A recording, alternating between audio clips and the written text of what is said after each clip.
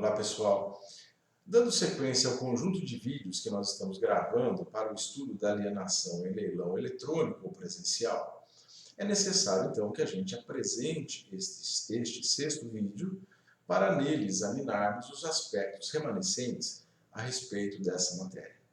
E o primeiro aspecto que eu gostaria de examinar com vocês é o seguinte: nós vimos que a arrematação em leilão, seja eletrônico ou presencial, pode se dar para pagamento à vista ou então em prestações, isto é, em parcelas sucessivas. E quando a arrematação é feita para pagamento parcelado, é possível que o arrematante se torne inadimplente em relação a qualquer das prestações a que ele se comprometeu.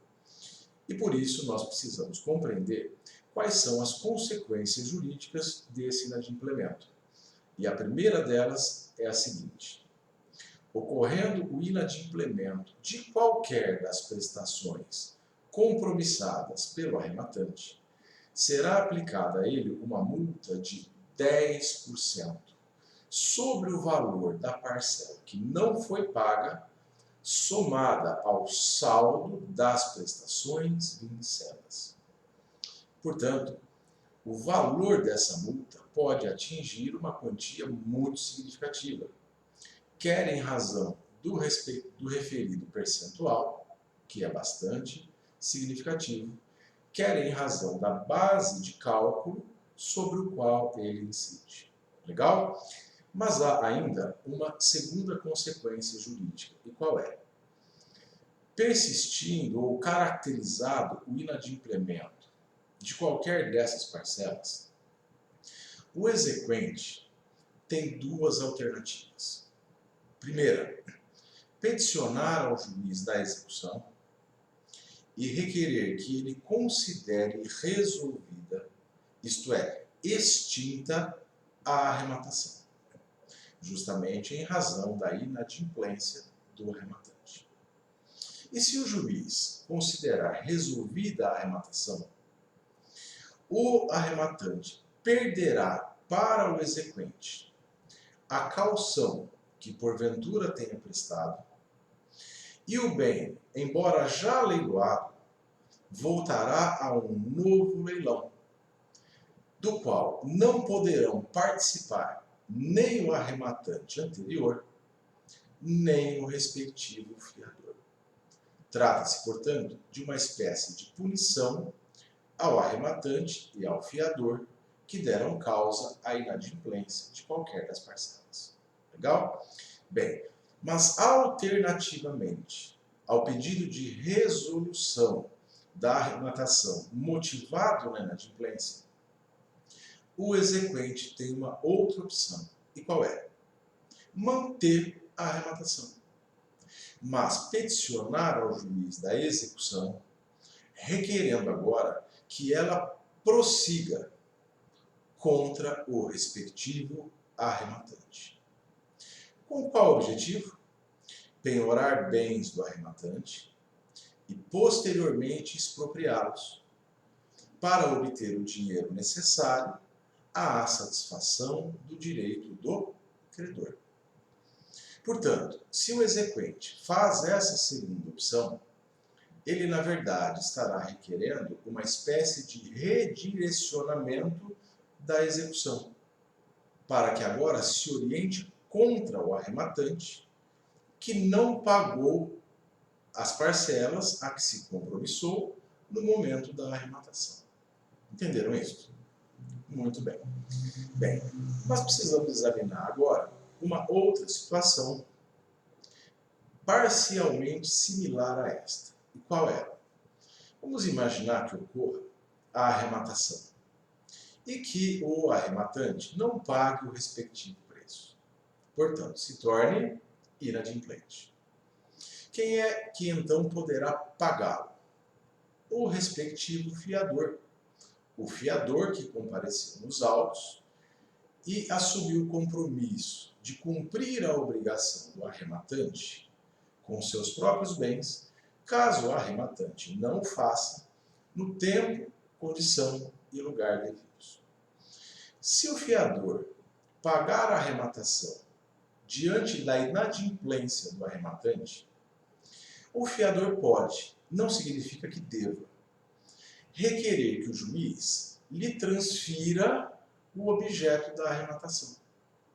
Isso significa que o fiador que cumprir a obrigação do arrematante se tornará então o proprietário do objeto arrematado, e o arrematante o perderá em razão de sua inadimplência. Entenderam isso? Bem, nós vamos imaginar agora uma situação um pouco diferente desta. Ou seja, que nem o arrematante, nem o fiador pague o valor da arrematação e que, portanto, esteja aí caracterizada a inadimplência de ambos. O que o exequente pode fazer diante dessa situação jurídica? Peticionar ao juiz da execução e requerer que ele considere resolvida a arrematação. E considerá-la resolvida significa declará-la extinta.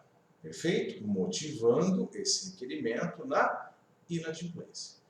E se o juiz declarar que fica resolvida ou extinta a arrematação, quais são mesmo as consequências a que eu me referi? Primeira, o arrematante perderá para o exequente a caução que porventura tenha prestado para a garantia do pagamento das prestações ou da arrematação a que se comprometeu. Segunda, o bem, não obstante já leiloado e arrematado, voltará para novo leilão, do qual não poderão participar nem o arrematante, nem o respectivo fiador, como uma espécie de sanção ou penalidade imposta a ambos em razão do inadimplemento da arrematação. Foi claro? Bem, o quarto aspecto que nós precisamos examinar ainda neste vídeo é o seguinte: quando será que se considera perfeita e acabada a arrematação? Vale dizer, quando que se considera que a arrematação se tornou um ato jurídico processual perfeito? Resposta: quando é lavrado e assinado o respectivo auto, cujo nome já sabemos ser o auto de arrematação. E quem o assina? O juiz, o arrematante e o leiloeiro. Quando esses três sujeitos do processo o assinam, a arrematação, portanto, está perfeita e acabada enquanto um ato jurídico processual. Mas nós já vimos no vídeo anterior que a simples assinatura do auto de arrematação não autoriza que se emitam, desde logo, o mandado de entrega do bem móvel ao arrematante, ou então o mandado, a carta de arrematação e o mandado de emissão na posse de bem imóvel àquele que o adquiriu. E por que assim?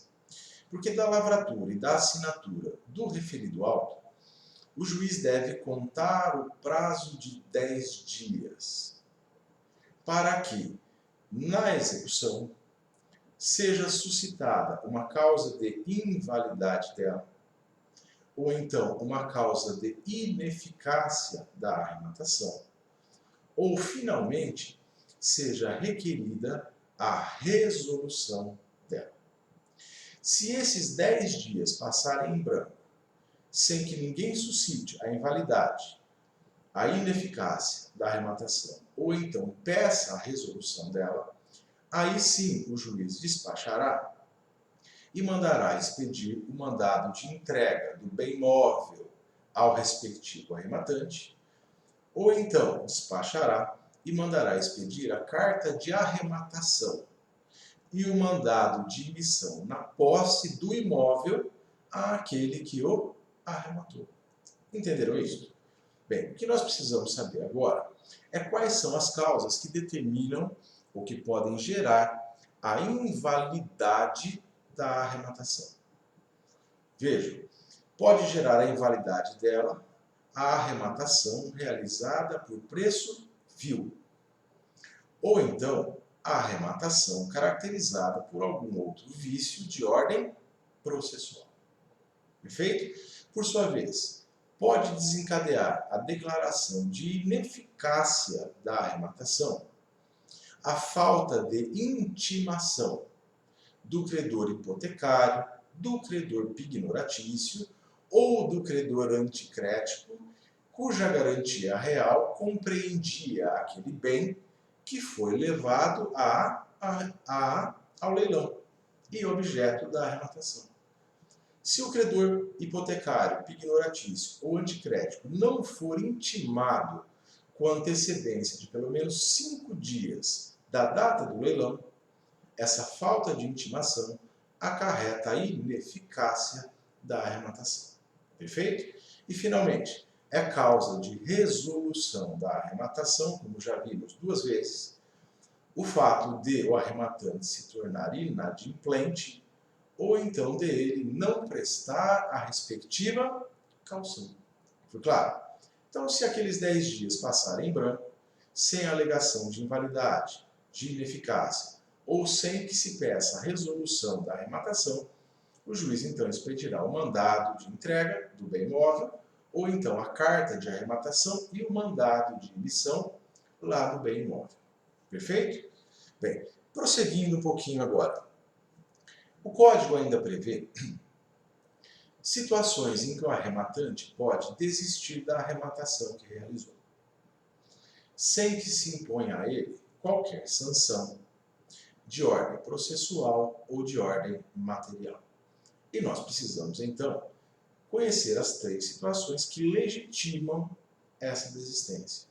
Vamos a ela.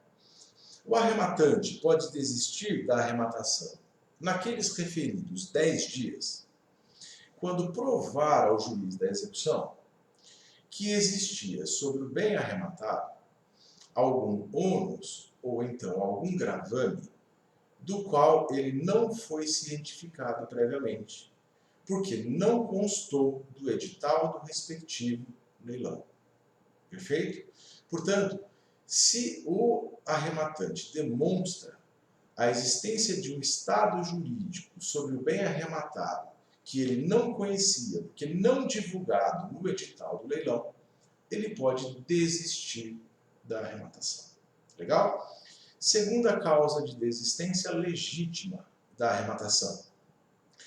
Quando, então, antes de expedido o mandado de entrega do bem imóvel, ou então mandar a carta de arrematação do bem imóvel, for alegado e demonstrado no âmbito da execução que a arrematação ocorreu por preço vil, que ela veio caracterizada por algum outro vício que macule esse ato processual, ou então que não foi intimado o credor pignoratício, o credor hipotecário ou o credor anticrético, cuja garantia real recaía justamente sobre o objeto que foi, então, leiloado. E nós já sabemos que o credor pignoratício, hipotecário ou anticrético deve ser intimado com uma antecedência mínima de 5 dias em relação à data do leilão eletrônico ou presencial, e que a falta dessa intimação acarreta a ineficácia da arrematação. Então, se antes de expedida a carta ou o mandado de entrega do bem for suscitado e demonstrado um desses defeitos, o arrematante pode o quê? Desistir da arrematação que realizou. Legal? Finalmente, a terceira causa de desistência legítima da arrematação é a seguinte.